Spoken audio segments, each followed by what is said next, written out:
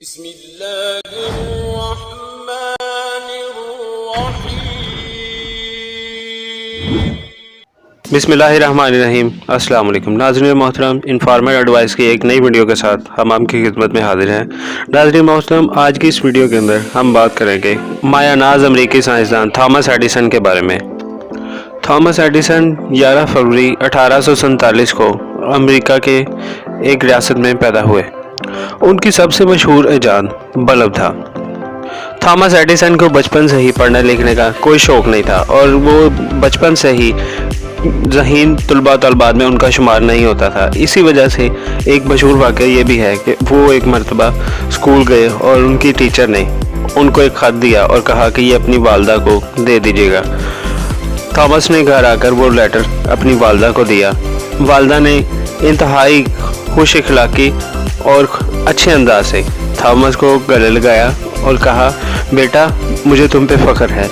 اس letter کے اندر یہ لکھا ہے کہ تھامس ایک انتہائی انٹیلیجنٹ طالب علم ہے اور ہمارے پاس پڑھانے کے لیے ایسے اساتذہ موجود نہیں جو تھامس کو پڑھا سکیں، لہٰذا آپ تھامس کو گھر میں ہی پڑھائیں۔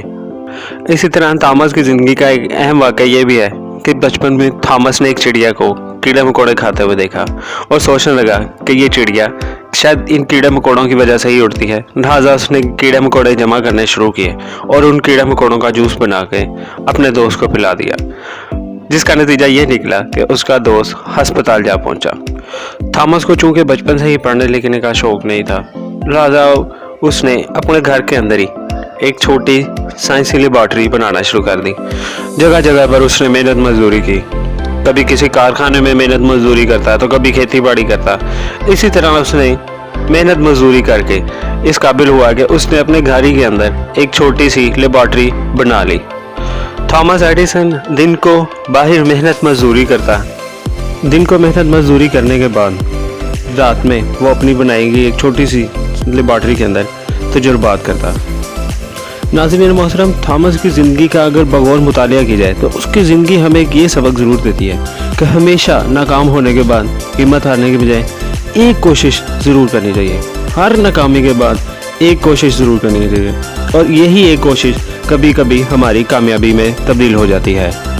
ناظرین محترم، تھامس ایڈیسن نے 999 ناکام کوششوں کے بعد 1000ویں دفعہ کامیاب کوشش کرنے پر بلب ایجاد کیا اور وہ بلب پوری دنیا میں اس کی شہرت کی وجہ بن گیا اور آج ہر جگہ پہ تھامس ایڈیسن کی ایجاد کردہ بلب روشنیاں کیے ہوئے ہیں۔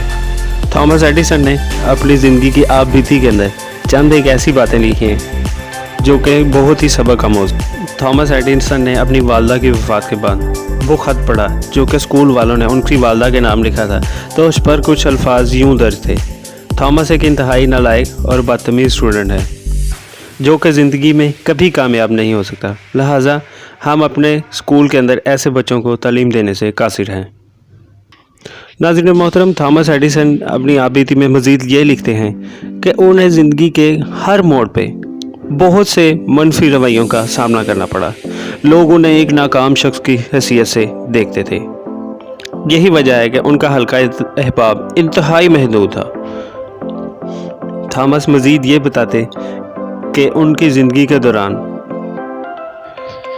انہیں کبھی یہ گمان نہیں ہوا تھا کہ وہ ایک ناکام شخص کی حیثیت سے اپنی زندگی گزاریں گے، بلکہ انہیں اپنے آپ پر بھروسہ تھا کہ وہ ایک نہ ایک دن دنیا کے سامنے اپنی لازوال کامیابیاں ضرور لے کر آئیں گے، جس میں وہ کامیاب ہوئے اور بلب جیسی عظیم ایجاد پوری دنیا میں ان کی شہرت کی وجہ بن گئی۔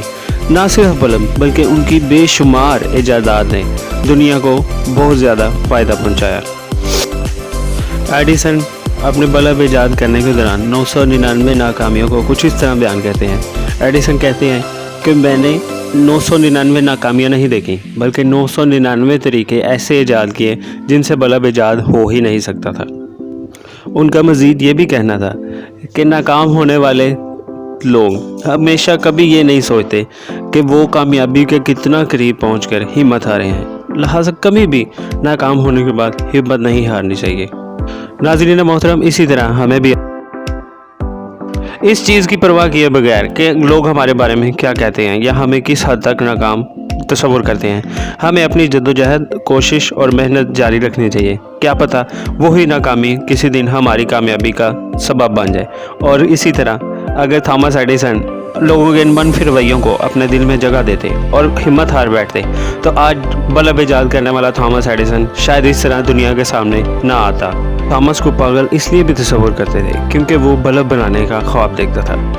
بچپن میں ڈاکٹروں نے اس کے بارے میں ایک پیشن گوئی کی تھی کہ یہ بڑا ہو کے پاگل ہو جائے گا کیونکہ اس کے دماغ کا سائز عام لوگوں کی نسبت چھوٹا تھا۔ لوگ یہ تصور کرتے تھے کہ جو کام بڑے بڑے لوگ، بڑے بڑے سائنسدان نہیں کر پائے، یہ کیسے کرے گا۔